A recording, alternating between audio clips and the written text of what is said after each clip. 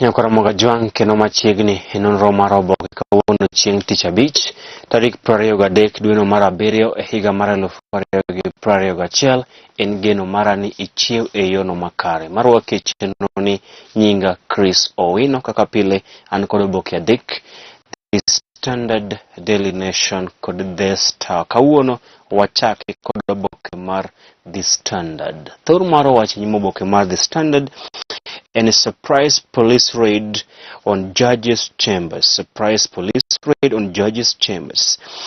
Justice Chitembe's lunchtime stroll into Justice Muchelule's chamber turns into an ordeal as officers pounce on them, search for their offices, and record statements from them.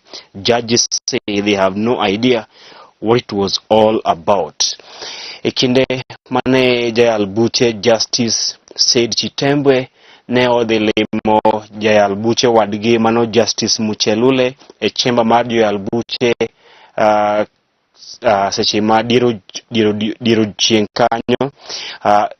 Obila ne omonjo apisi maggi kendo chako timo searching e apisi maggi gino mane ok ong'ere to obila ne manyango e apise mag okil mag Jayal Buche Chitembe kod Jayal Buche Aggrey Muchelule.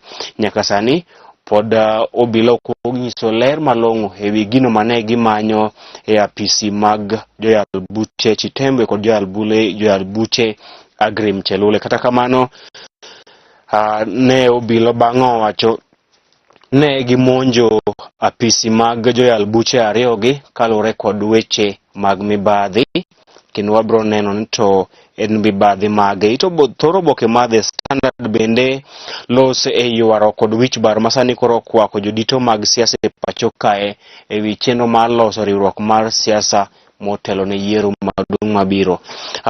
Wich bar momako jotelo mag NASA eni duond buche mag ODM, ANC, Wiper kod Ford Kenya okosebedo ka winjre e riwruok mar NASA, kama ODM sani dhi nyime kod timo twak kod duond od bura mar Jubilee mar loso riwruok mar siasa motelo ne yiero maduong' mabiro. E kinde ma ODM timo twak kod Jubilee mar loso riwruok mar siasa, duond buche adek mag NASA mano ANC, Wiper kod Ford Kenya chano wuok ayanga e riwruok mar NASA kochopo juma makiny.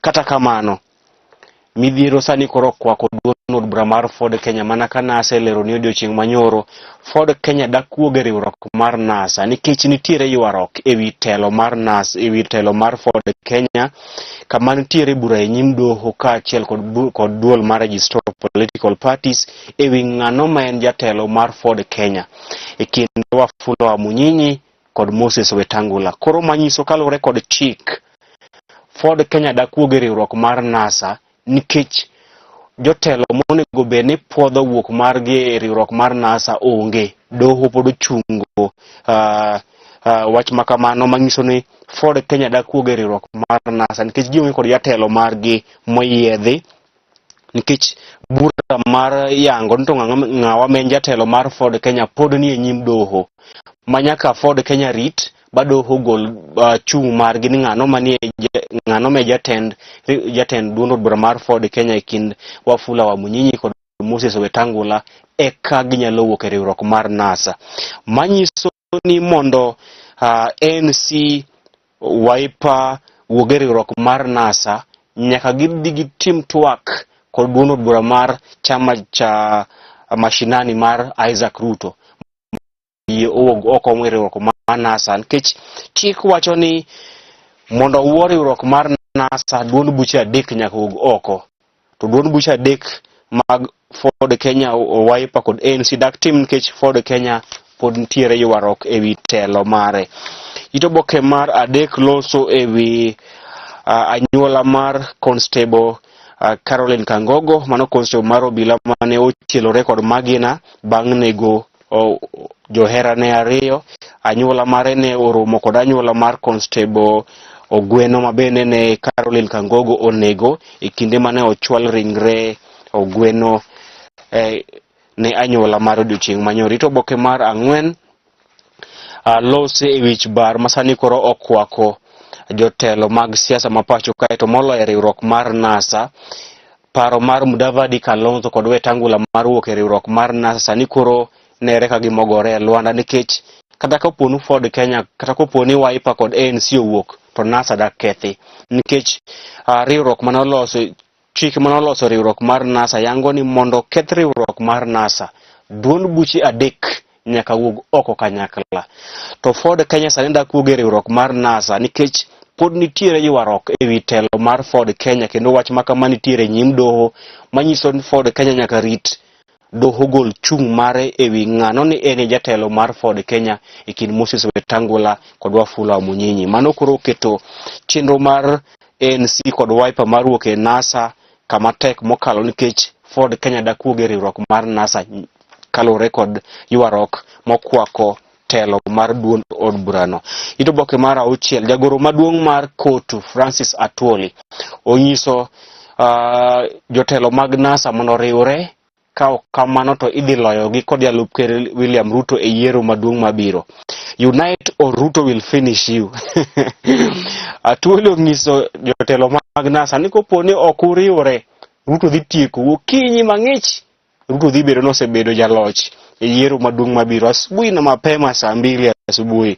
Mano Atwoli onyiso jotelo mag NASA, riwre uru, koponi ok uriwre to Ruto dhi tiekou. Ito boke mar 7, apisas mag okwach kich ne omonjo apisi mag joyal buche ariyo mano Justice Sid Chitembe kod Justice Aggrey Muchelule. Gino moko ng'ere to ang'o mane gimanyo e apisi mag joyal buche ariyo gi. Ito boke mar 8 lose ewi ohinga bich madito manie nyim jalup ker William Ruto motelo ne yiero maduong' mabiro. Ohinga bich manie nyim jalup ker William Ruto motelo ne yiero maduong' mabiro. Yalo nyiewo boke mar The Standard mondo isom ohinga manie nyim jalup ker William Ruto. Odiochieng' manyoro nye iwinjo ywarruok ewi ng'ano manochako duond od bura mar UDA. Ng'eni Ruto ne oparo ni UDA modhi chungo laro kom ker e yiero maduong' mabiro. Kata kamano, ng'ano manochako riwruok duond od bura mar UDA, Mohamed Nur, nodhi nyim doho kod Registrar of Political Parties mar mondo miye UDA obed duond od bura mare. Koro wakia to Ruto ochomo kanye. Ito boke mar 10, ywarruok masani koro kwako riwruok mar NASA, kama maling'ling wacho ni chenro mar ANC kod Wiper wuok e riwruok mar NASA sani koro chal ka gimogore e lwanda, nikech jotelo mag Wiper iwacho ni sani koro osechako bedo maluor. Jotelo mag Wiper osechako loko pasgi ewi chenro mar wuok e NASA. Koro ANC kende modong' kodiedo, nikech Wiper motelne kod Kalonzo Musyoka iwacho ni sani koro chunygi goyo kibi gikian to giwuok e riwruok mar NASA koso giwuok. Ford Kenya dak wuok nikech Ford Kenya nitiere ywarruok ewi telo mare. Koro ANC kende emodong' kar kende e dwaro mare mar wuok e riwruok mar NASA. Ito boke mar 11, doho mar pinje mag Afrika ma Ugwe ne omiyo pinje mag Afrika ma Ugwe thuolo mar chwalo nyime yiero maduong'. Doho mar East Africa, mano doho mar pinje mag Afrika ma Ugwe, ne owacho ni pinje mag Afrika ma Ugwe ni thuolo mar chwalo nyime yiero maduong' magi kalore kod midhusi mar COVID-19. Akia nima nyalo bedo gimomiyo Jeremiah Kioni temo mondo gichwal nyime yiero maduong' mabiro. To boke mar 14, lose ka jo bodaboda osebedo ka chwalo weche mag mahundu e bomani maduong' ma Nairobi. Boke mar 2, an kod boke mar Daily Nation. Tor mar wach nyimo boke mar Daily Nation en ni 2 judges arrested in cash drama. Joyal buche ariyo, Justice Aggrey Muchelule kod Justice Said Juma Chitembwe, ne apisas mag okwach kich ne omako kendo dayo dhogi e weche mag mibadhi mag omenda.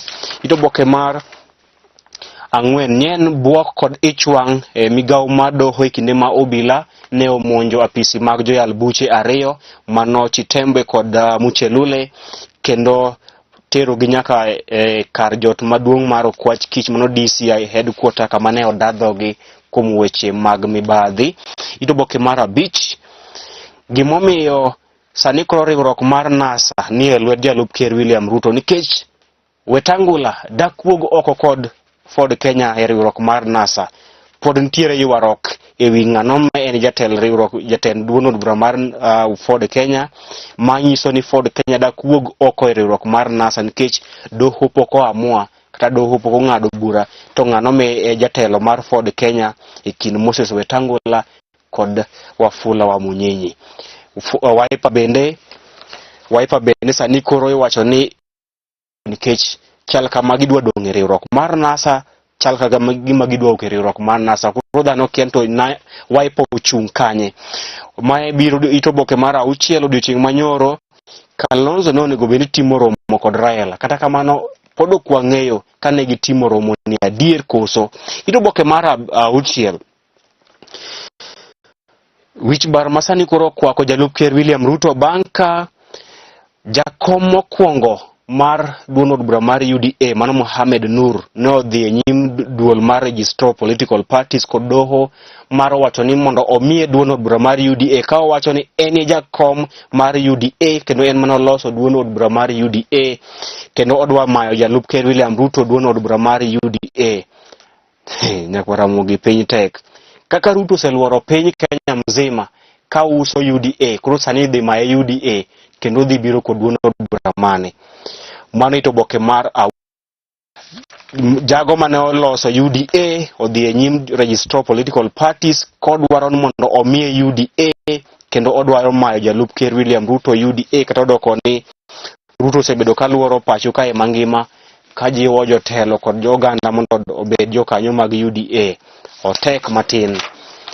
Weche mag ohala kaachiel kod weche moko e kaunti. Oboke mogik an kod oboke mar The Star, kama thor mar wache nyuma oboke mar The Star en Kuria kicked out, Ruto supporters anxious in UDA. Nyakwara mogi otek. Jaod bura mag Gatundu North Moses Kuria nyodir oko e duond od bura mar People's Empowerment Party. Moses Kuria osebedo ka wacho ni en jatelo duond od bura mar People's Empowerment Party kata PEP. Kata kamano odiochieng' manyoro jokanyo mag duond od bura no nyodiro Moses Kuria oko ka giwacho ni Moses Kuria osebedo ka chwalo agenda mage owuon e loso riwruok mar siasa kod jalup ker William Ruto ataro kod jokanyo mag People's Empowerment Party. Koro Moses Kuria nyodir oko e duond od bura mar People's Empowerment Party. E kinde mane odir oko Moses Kuria, Hassan Mohamed Nur bende no dhi nyim political parties, Registrar Political Parties, kendo nyise ni gidwaro mayo jalup ker William Ruto UDA nikech UDA en duond od bura mare. Kama koro sani koro kihon kokwako William Ruto kod jo Hasla nikech ng'at mane ochako duond od bura mar UDA Mohamed Nur ne odhi nyim Registrar Political Parties kowacho ni odwaro kawo UDA kowuok kuom jalup ker William Ruto e kinde ma Moses Kuria bende ne odir oko e duond od bura mare mar People's Empowerment Party. Koro there is a war in the Hasla nation. Nitiere lweny masani koro kwako jo Hasla. Koro abro manyo jo Haslas mondo ginyisa to plan B poni UDA mar Ruto to Ruto dhi chomo kanye. Ito box seche moko Ruto nyalo dhi chamo cha mashinani mar Isaac Ruto wakia. Ito boke mar 4 kito boke mar 5 loso ewi ywaruok e kind jotend jopuonj madongo e pacho kae kod jatend migawo mar somo ngire George Magoha ewi duoko piny school fees. Iwacho ne jopuonj madongo mag skunde sekondar ok mor kata matin kod okang' mane jatend migawo mar somo ngire George Magoha okawo mar nyiso gi mondo giduok piny school fees magiduogo jopuonjre pacho kae. Ito boke mar 6 kaka selero ni duond od bura mar People's Empowerment Party mosebedo ka tudogo Moses Kuria nyoro thicho ko Moses Kuria ka jakanyo mar duond od bura no e kinde ma Mohamed Nur bende ne odhi nyim duol mar Registrar Political Parties ka owacho ni odwaro kawo UDA ayanga kuom jalup ker William Ruto kane olero registrar ni en mana ochako UDA to ok Johnston Muthama kata Veronica Maina. Kanyalo kuom dakika achiel ka director mar nyalo miya thuolo mondo aler ni gini gi tiende. UDA, jakom UDA masani iluongo ni Johnston Muthama. Jagoro maduong' mar UDA masani iluongo ni Veronica Maina. Kata kamano, UDA ne olos kod Raphael Tuju. Tuju ema noloso UDA, to ne ok luonge UDA, niluonge ni People's Party. Bang'e to ne olok nying PDR. Bang' kane Tuju oseloko nyinge obedo PDR, Tuju nowene Mohamed Nur. Koro Mohamed Nur ema ne oloko nyinge nyaka UDA. Bang'e to Muthama, Veronica Maina kod jalup ker William Ruto ne okawo UDA. Kata kamano mane en ataro kod paro kata dwaro mar jogo manochako UDA, manyiso ni lweny nie kind jotelo mag UDA to ng'ano ma jatelo hie mar UDA.